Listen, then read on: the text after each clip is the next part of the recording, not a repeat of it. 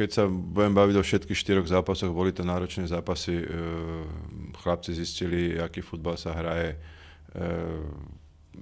Jednoducho aj tento prvý zápas. Veľmi ťažký, super, behavý, hrali tvrdo, hrali dôrazné, robili už vysoko pressing. Takže a v celku sme sa s tým celkom dobre vysporiadali. Hoci sme v tom zápase nedali góly, ale nejaké šance sme mali, samozrejme mali aj oni šance. Bol to prvý zápas na tráve, takže si myslím, že s týmto zápasom bola spokojnosť. Čo sa týka druhého zápasu, ten ste hrali s Ruchom Choržov a skončilo to remízou 2-2.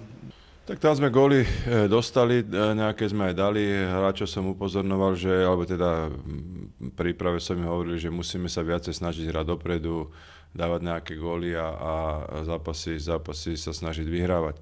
Že nemôžeme chcieť len proste jednoducho hrať na remízu alebo neprehrať, uhrať nejaký lichotivý výsledok. Hovorím, to nám nič nerieši. Nakoniec v tomto zápase sa nám to celku podarilo, dali sme 2 góly, nejaké takisto šance sme mali aj oni. Bol to otvorený zápas, nehrali sme žiadnu defenzívu, hrali sme takisto ako aj tie ostatné mužstvá pressing, napadali sme vysoko, chceli sme si vyskúšať, jak nám to pôjde, takže si myslím, že celkom aj v tomto zápase nám to vychádzalo. Škoda, že teda sme ten zápas nevyhrali, ale sme ho mohli aj vyhrať, mohli sme ho aj prehrať. Ruský Amkar Perm bol asi najsilnejší súper, skončilo to 0-2. No, to bol najsilnejší súper a paradox bol v tom, že aj keď sme ten zápas prehrali, tak to bol náš najlepší zápas, ktorý sme tam odohrali.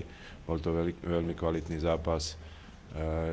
Škoda, dostali sme góly prakticky už pred koncom zápasu, ale prvé šance sme mali my, Laco Tomáček do Brvna, Rado Cypris, veľká šanca pred bránu. Možno, že mohol zapískať aj penáltu, na to sa nechceme samozrejme vyhovárať. Takže veľmi kvalitný zápas aj z jednej aj z druhej strany. Na záver víťazstvo nad maďarským Pakšom. No, tam to bolo, tento posledný zápas sme hrali na takom, nie že nedobrom ihrisku, ale na najhoršom ihrisku. Polčas z našej strany nebol dobrý, bol to taký bojovný zápas, aj z jednej aj z druhej strany, viacej sa bojovalo ako hralo. Podarilo sa nám streliť gól z penalty. Na druhý polčas z našej strany sme urobili nejaké prestriedanie, už bol ďaleko kvalitnejší. A nakoniec sa to aj potom prejavilo na výsledku. Ktorý hráč vás počas sústredenia príjemne prekvapil?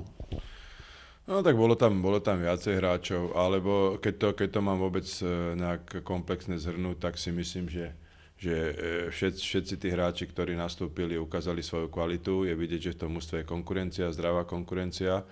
Tak bol by som rád, keby sa to prejavilo v tých jarných zápasoch.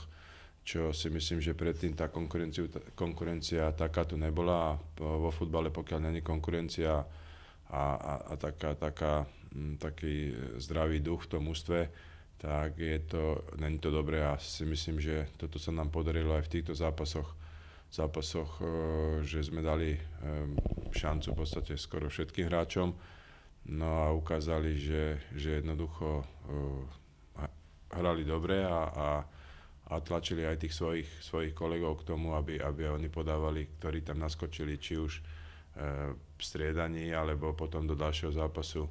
Jednoducho, aby aj oni sa snažili ten zápas odohrať naplno. V akom svetle sa prezentovali noví hráči? Tak Augustíny si myslím, že celku dobre. Sem tam porobil pri rozohrávke nejaké chybičky, ale väčšinou hral s Ivanom Hodúrom. Si myslím, že im to celku spolu pasuje. Klabník dostal menej šanci, lebo samozrejme bol po Marotke a skúšali sme tam tú variantu, stoperskú dvojicu Miro Karhan, Paťo Čarnota. Takže v tom proti Permu Čarnota nemohol hrať, dostal šancu Paťo Gros.